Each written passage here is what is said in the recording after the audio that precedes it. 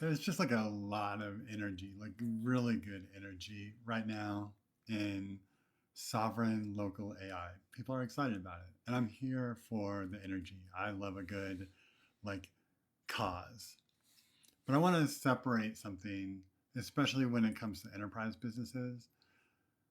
These two things don't have to be together. Sovereign and local are different things. You can have sovereign AI that runs in the cloud as long as you control the keys, the data, the access to the network that it runs on. It can be in the cloud and it's yours, and none of the data is going to any of your partners or anywhere else. I mean, just looking at today's world, already the NASDAQ runs largely in AWS.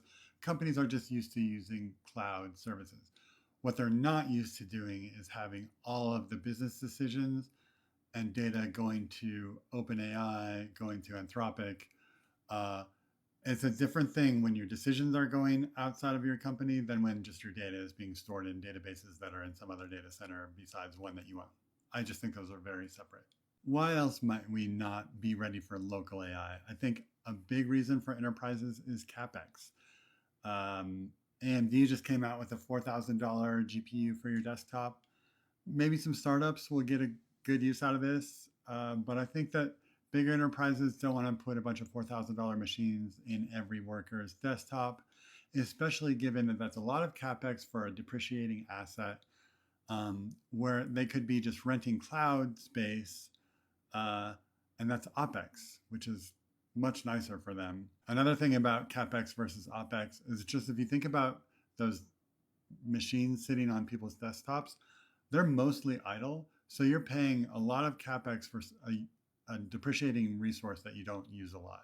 Whereas with, hey Claude, with renting machines from the cloud, you're just paying, pay by the drink, pay for what you use.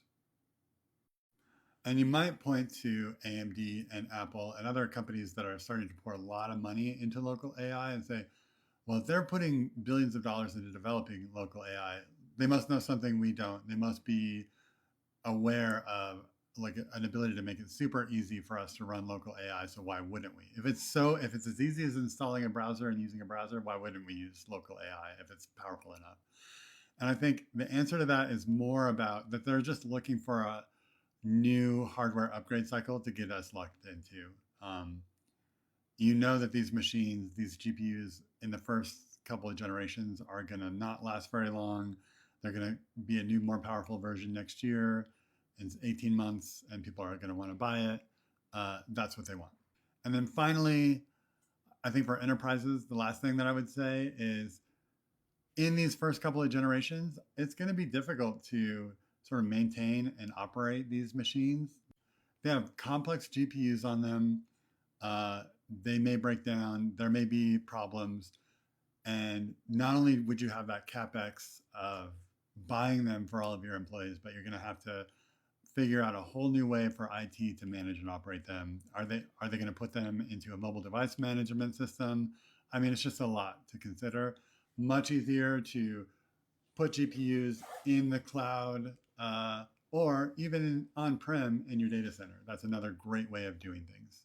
So that's what I think will happen.